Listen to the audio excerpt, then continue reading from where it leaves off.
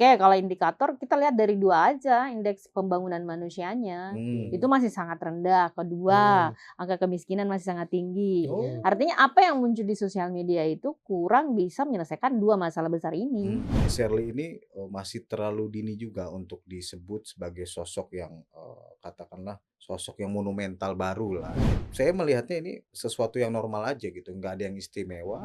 Tapi secara popularitas, dia sudah masukkan Hmm. selebriti politik nasional. Dugaan saya target politik beliau ini jadi gubernur yang kedua kali, bukan ke nasional. Tapi kalau kemudian ditawari, ya, digoda oleh ketum partai, gimana dong?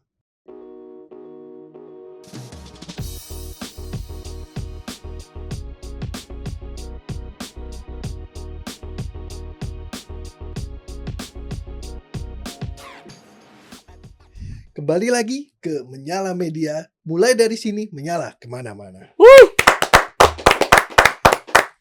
Bang Reja, Ya, ini kemarin ente nggak hadir nih. gimana tuh? Ya, kita ngobrolin salah satu gubernur dari timur Indonesia yang memang sedang naik daun. Ya, kenapa kita memperbincangkan gubernur ini? Satu, memang saat ini sedang On fire lah ya.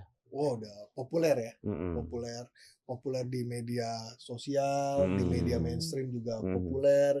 Kemudian kenapa trennya naik juga? Karena dibanding ya para gubernur yang ada di Indonesia, ini salah satu yang bisa disebut sebagai potensial ya, untuk melanglang buana ke ruang lingkup nasional. Dan yang menariknya juga, biasanya kan politik ini diisi oleh figur-figur laki-laki. Nah, ini di gubernur perempuan, ya, cantik udah pasti karena perempuan, ya, dan juga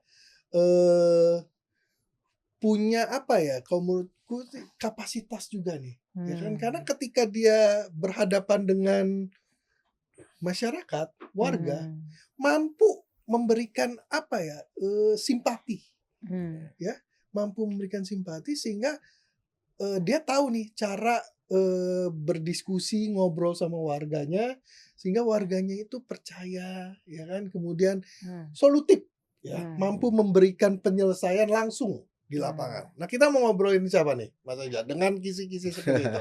Shirley ya. Canggih kali. Tapi Mas Reja nih, apakah itu hanya poles-poles di media sosial? Gue langsung aja lah nembak. Apa itu memang Shirley secara organik seperti itu? Ya sebenarnya di tengah dunia seperti inilah ya, di media sosial Berat. kita ini sulit ya untuk melihat orang itu genuine atau bukan lah ya, itu sikap dia seperti itu. Tapi kalau menurut saya mungkin ya selama itu memberikan positif kepada masyarakat, ya itu sah-sah saja gitu. Tapi apakah itu menunjukkan sosok aslinya atau benarkah itu katakanlah bisa dibawa ke ranah yang lebih luas? Nah, ini yang menjadi PR lagi ya, atau menjadi itu diskusi lain gitu ya. Jadi kalau menurut saya Shirley ini masih terlalu dini juga untuk disebut sebagai sosok yang katakanlah sosok yang monumental baru lah. Ini sebagai sosok yang menurut saya normal-normal aja di tengah riuhnya media sosial. Kita juga tidak tahu ketika dia turun itu ada orang-orang tertentu yang untuk memanfaatkan itu, entah ada kamera atau bagaimana. Tapi saya melihatnya ini sesuatu yang normal aja gitu, nggak ada yang istimewa, tidak ada yang bombastis ya. Ya Shirley menurut saya ya masih sosok yang biasa aja, tidak perlu kita dramatisasi dia sebagai sosok yang alternatif yang bagaimana gitu kan. Jadi ya itu masih lokal lah kalau menurut saya. Nah, artinya ada kesan dibuat-buat dong untuk menasional. Ya di era seperti ini mana yang tidak dibuat-buat? Benar kan? Ini semuanya sudah polesan. Bang Reja menuduh Maksud, hah? Bu Sherly dibuat-buat ininya aktivitas Enggak ini sosialnya. Bang Reja menuduh Maksud, hah? Bu Sherly dibuat-buat ininya aktivitas enggak ini sosialnya. Bang Reja menuduh Maksud, hah? Bu Sherly dibuat-buat ininya aktivitas enggak ini sosialnya. ini bukan menuduh ya, tapi itu hal yang sah dilakukan gitu. Ini kan sebagian dari itu politik performatif lah. Dan itu juga dilakuin oleh tokoh-tokoh lain ya. Di daerah Jawa maupun di Jakarta itu kan hal-hal umum yang dilakukan gitu. Tapi apakah itu benar-benar beliau genuine seperti itu ya, itu kan ada kajian yang lebih lanjut gitu. Saya juga secara pribadi juga tidak mengenal beliau, belum punya nomor WA-nya. belum pernah berkolaborasi ya kan. Jadi saya juga tidak bisa menilai begitu jauh. Ya dia tuh hanya berseliweran lah kalau di beranda saya gitu kan. Tapi kalau dilihat dari media sosialnya, jiwa kepemimpinannya tuh seperti apa? Jiwa kepemimpinan. Nah, kalau kita berbicara soal jiwa kepemimpinan kan ini kompleks ya. Tidak selalu turun ke masyarakat, memberikan solusi langsung. Nah, cuman kalau seperti itu kan artinya tuh ada sistem yang tidak berjalan dong. Emang mereka tidak memiliki bawahan. Iya kan? Sampai itu persoalan yang paling istilahnya tuh yang paling partikularistik lah. Masa dia harus dia yang turun? Ngurusin genteng, ngurusin genteng, ngurusin apa itu kan bukan tugasnya beliau gitu. Ngurusin yang dulu kandang ayam tuh. Kan kalau pemimpin yang baik itu dia harus memiliki tuh manajemen yang baik, mengkoordinasi bawahan, sambil mengontrol jadi mandor aja. Yang penting memastikan bahwa seluruh programnya berjalan. Gitu sih. Mbak Emi, ke Mbak Emi. Menurut Mbak Emi ya,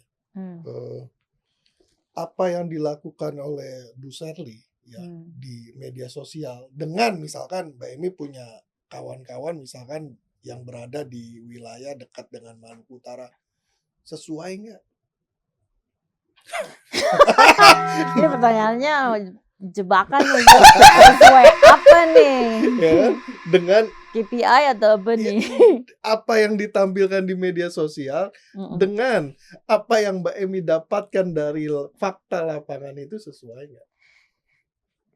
Oke, melihatnya dari dua sisi ya. Pertama realistis nih. Kalau apa yang dilakukan Bu Sherly itu memang udah seharusnya memang dilakukan seperti itu kalau pengen atensi dari publik. Tapi kalau kita bertanya nih, apakah yang dilakukan itu bagus atau tidak? Bagusnya ini ke masyarakat atau tidak? Itu waduh itu panjang jawabannya. Kita kan harus baca indikator ya. Oke, kalau indikator kita lihat dari dua aja, indeks pembangunan manusianya. Itu masih sangat rendah. Kedua, angka kemiskinan masih sangat tinggi. Artinya apa yang muncul di sosial media itu kurang bisa menyelesaikan dua masalah besar ini. Artinya apa yang dimunculkan di media sosial hanya untuk mengail popularitas, bisa disebut gitu? Sudah pasti, semua orang melakukan itu, maksudnya semua pejabat publik pasti melakukan itu. Yang penting kan sebenarnya apa yang dilakukan itu setidaknya ada kaitannya dengan dampak ke masyarakat lah, gitu, bukan sekedar sebagai materi komunikasi atau materi campaign aja. Mengapa itu dilakukan untuk mengail popularitas? Mengapa? Apa yang targetnya apa? Dugaan saya udah pasti bukan artis ya, tapi mungkin jadi selebrita politik. Dalam artian mungkin target beliau itu bisa jadi gubernur yang terpilih kedua kali atau puncaknya itu bisa di menteri. Kalau wapres agak cukup susah ya. Sebagai sebuah aktivitas politik, beliau figur politik, beliau membutuhkan popularitas. Artinya beliau membutuhkan citra. Betul, sangat. Betul, dan itu dimainkan oleh beliau. Oh iya, very well played. Sah-sah saja kan? Sah-sah saja. Masalahnya di mana? Gak ada yang salah sebenarnya, dari strategi politiknya gak ada yang salah. Cuman kalau kita bertanya tentang ini tugas beliau sebagai gubernur nih. Nah, itu yang menjadi pertanyaan. Apakah sudah tercapai sesuai dengan target yang ditentukan? Itu yang harus dijawab oleh data yang ditampilkan oleh beliau. Nah, masalahnya kan data ini tidak menjawab sesuai dengan ekspektasi gitu. Artinya data itu yang ada itu belum berprogres dengan baik. Belum. Berarti masih ada masalah nih. Belum. Tapi ini bisa di-counter ya. Dalam artian kalau dari nanti misalnya dari Bu Sherly bisa menjawab bahwa kita kan pertumbuhan ekonominya sangat tinggi, tapi jangan lupa loh variabel pertumbuhan ekonomi yang paling tinggi itu dari sektor pertambangan. Iya. Dan cocktail effect dari pertambangan ini kan Kecil. sangat kecil dampaknya.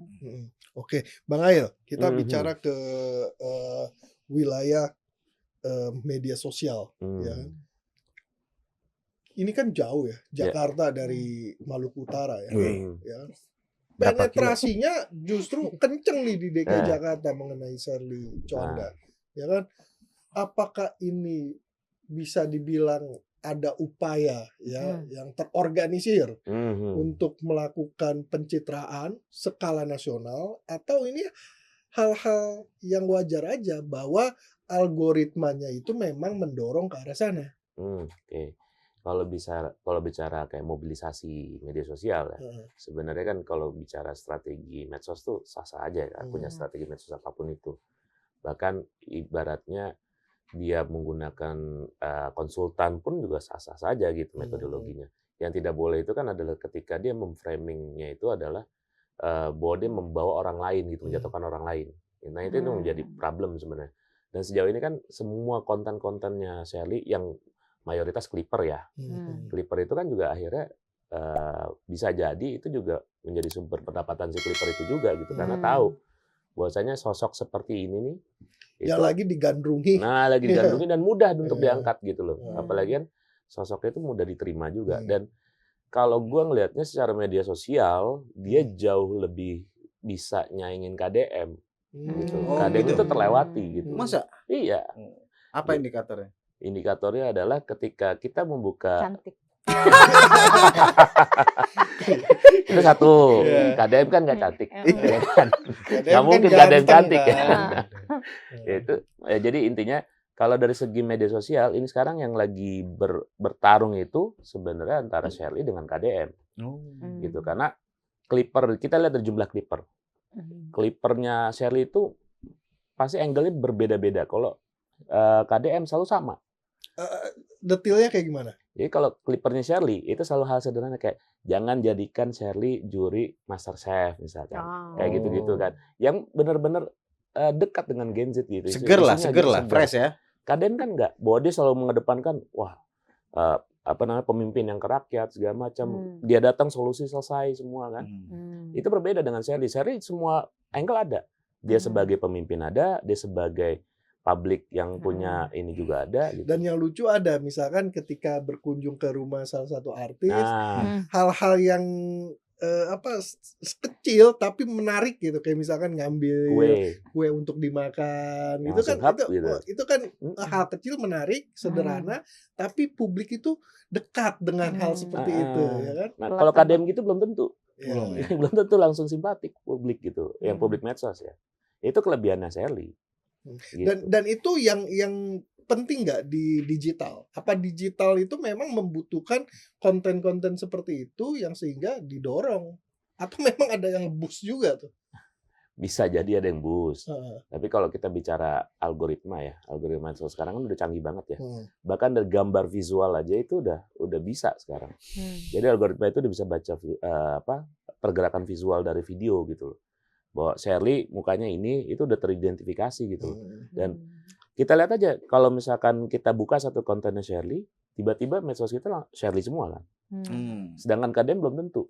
Gitu. Dan artinya kan secara secara masifnya pergerakan Sherly di medsos itu cukup besar gitu.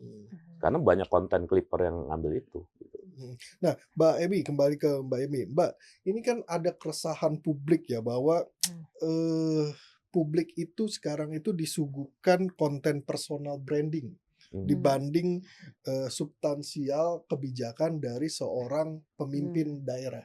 Ini kenapa kok arahnya lebih ke materi, bukan lebih ke dia sebagai figur salah satu pemimpin daerah nggak menyelesaikan masalah hal-hal yang nggak penting, nggak langsung substansi ke penyelesaian masalah, malah diambil gitu. Kenapa seperti itu? Karena market Indonesia itu memang begitu. Jadi memang ada Ada pasarnya.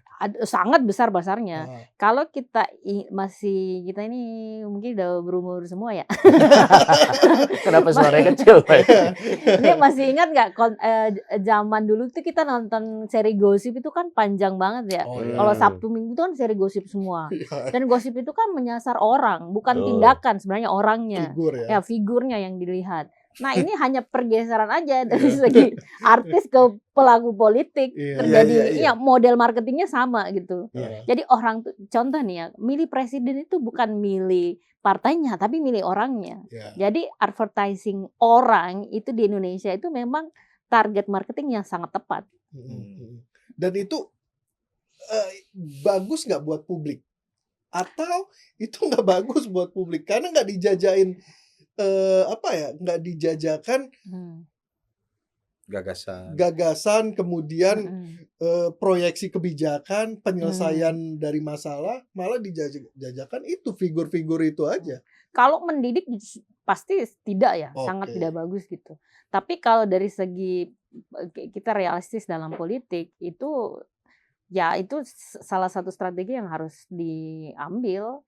Nggak ada lagi model lain yang bisa dilakukan karena kalau tadi itu dikorelasikan ya, lihat Shirley, kenapa konten Shirley itu sangat disukai karena sebenarnya very relatable.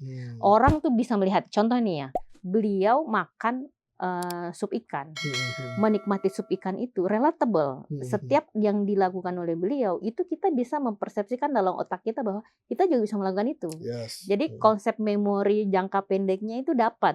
Jadi dari segi model marketingnya nih pas. Tapi kalau kita bicara lagi nih bahwa kita mau mengedukasi masyarakat, ya pasti kurang tepat ya. Kurang edukatif. Kurang edukatif menurut saya. Bang Reja, poles-poles medsos Shirley itu beneran poles-poles menutupi pencitraan, strategi pencitraan atau gimana? Ini Ya tentu. kesian. Itu kan sudah saya jelaskan lah, ya kan? Ya, bahwa itu strategi pemolesan, ya kan? Itu strategi membangun citra yang positif, ya kan? Karena ya, saya setuju tuh kata Mbak Emi bahwa memang masyarakat kita memang cenderung melihat siapa, bukan apa.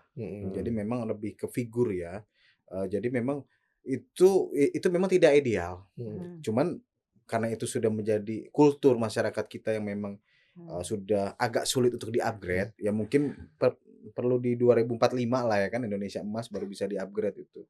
Nah, jadi mungkin agak sulit ya, dan itu sesuatu yang sifatnya niscaya kalau kita pengen bersaing di dalam dunia politik ya. Jadi itu apa yang dilakukan Shirley itu sudah benar secara politik gitu. Jadi nggak ada yang salah ya, walaupun kalau kita sebagai ya atau katakanlah memiliki standar yang lebih tinggi atau sebagai sosok kayak Mbak Emi yang akademisi ya tentu punya standar lain, tapi kan kebanyakan masyarakat Indonesia kan ya demikian. Jadi ya mungkin ya beliau tuh cocok seperti itu. Apa yang dia lakukan itu sudah benar secara politik. Tapi kalau bisa dilihat dari beberapa kontennya itu sebenarnya menutupi persoalan atau menyelesaikan masalah warga di sana dengan cepat gitu loh.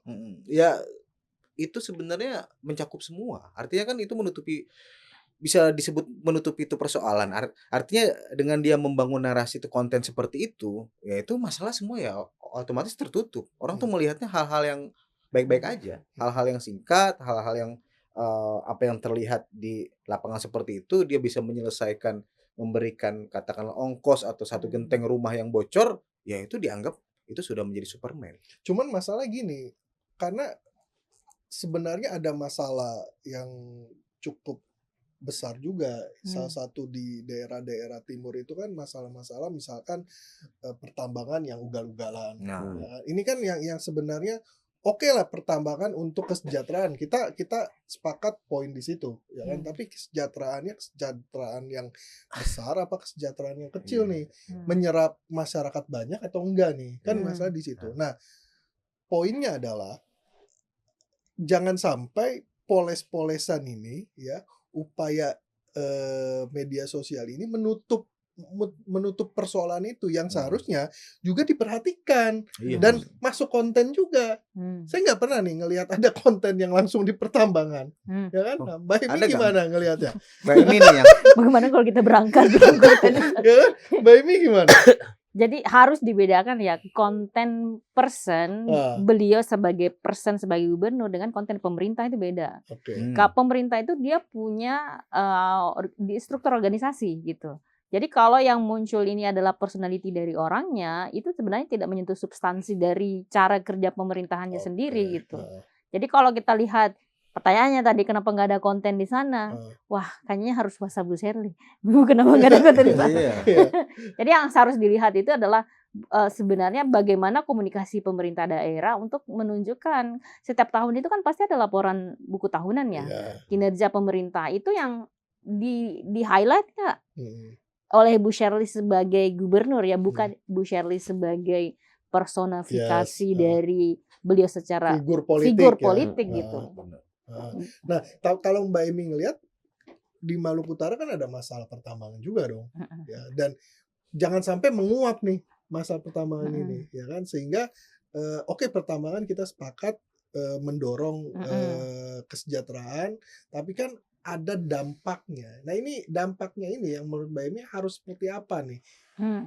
Dampak lingkungannya pasti gede ya. Jadi kan proses penambangan di puncak gunung itu sampai ke bawah. Kalau dia proses pembuangan limbahnya itu, ini kan di bawahnya laut nih.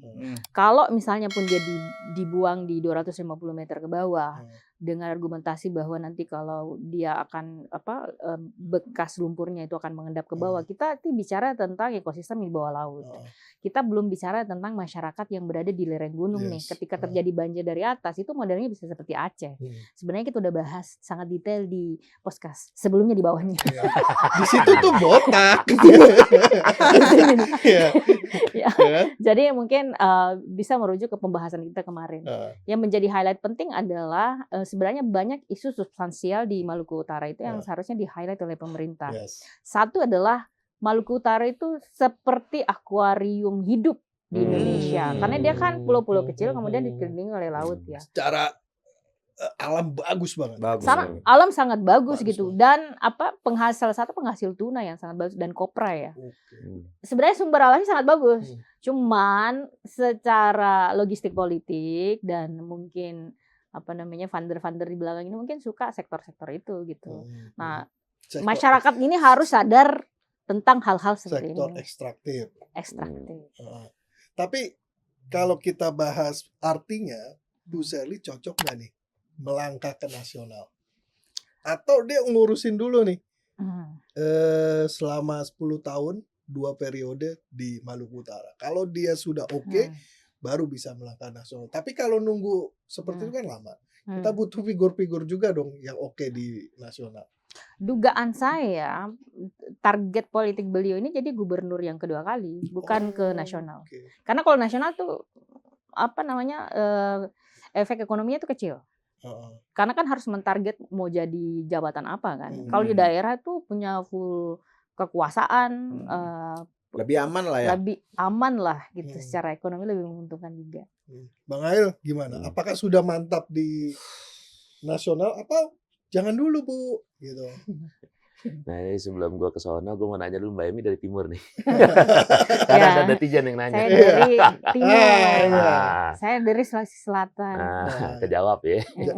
Jadi jangan ini ya, kita menghadirkan memang asli orang timur nih.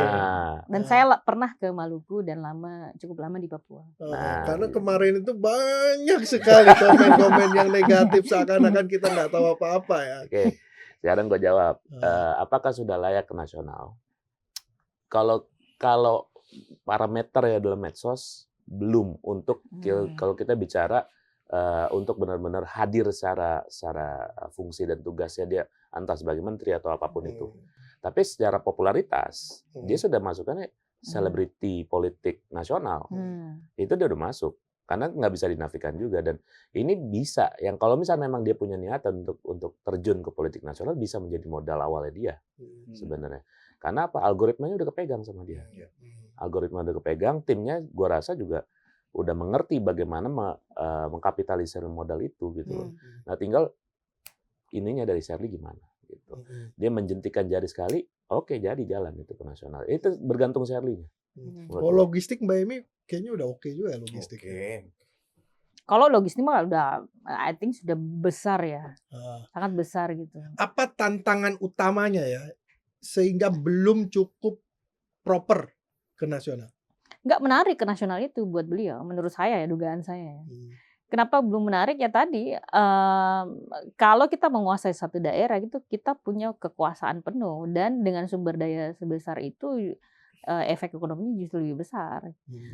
Yang dilakukan juga bisa sangat besar. Kalau di pemerintah pusat, itu dia memiliki keterbatasan akses ke pemerintah daerah. Karena kan modelnya otonomi nih.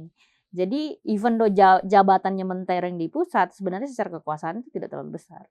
Lebih baik, lebih enak jadi penguasa daerah. Tapi kalau kemudian ditawari, ya digoda oleh ketum partai, gimana dong? Ya bisa aja, tapi I don't think 2029 kalau menurut saya. Lebih bagus selesai dulu. Arahnya tidak ke sana. Menurut saya arahnya tidak ke sana. Meskipun target akhirnya adalah ke sana ya, ke nasional ya. Tapi untuk 2029 sangat tergesa-gesa bagi beliau itu untuk maju ke nasional. Sangat tergesa-gesa. Karena dia harus mendulang dulu nih, yang di daerah akan seperti apa ini logistik politik. Ya, media melihatnya gimana kalau ke arah nasional? Ini yang ditunggu-tunggu nih. Media apa gua secara pribadi nih? Bisa lu secara pribadi, bisa media. Sebenarnya kan udah gua katakan di podcast kita sebelumnya sama pas ada Mas Arifki kan. Cocok saya itu dengan Mbak Emi maupun Mas Hairil itu bahwa ya memang belum saatnya dia untuk di 2029, udah kumpulkan aja tenaga dulu, kuatkan dia. Saya itu lebih setuju dia maju lagi sebagai Gubernur Maluku, kuatkan basis dia di sana, ya kan? Sehingga di 2034 dia bisa melakukan tuh manuver yang luar biasa. Udah itu aja sih. Jadi menurut saya itu hal yang realistis tapi di 2034. Pertanyaannya, kenapa kemudian dia warawiri ke televisi nasional? Kenapa itu dilaksanakan? Ya, politik itu kan maraton, Pak. Jadi kalau nggak dilakukan sekarang, dia nggak bisa mendulang ke depan. Jadi setidaknya apa yang beliau lakukan itu dalam 5 tahun pasti dapat, 2029 pasti dapat, dalam pemilu ke depan untuk konteks nasional sudah pasti dapat beliau itu. Artinya dia juga sebenarnya di dalam timnya juga mencari-cari kemungkinan kan untuk dan udah pasti dapat dukungan partai dengan popularitas itu. Iya, karena partai juga butuh logistik kan. Exactly. Kita akan ketemu lagi dengan tema dan topik yang berbeda di Media.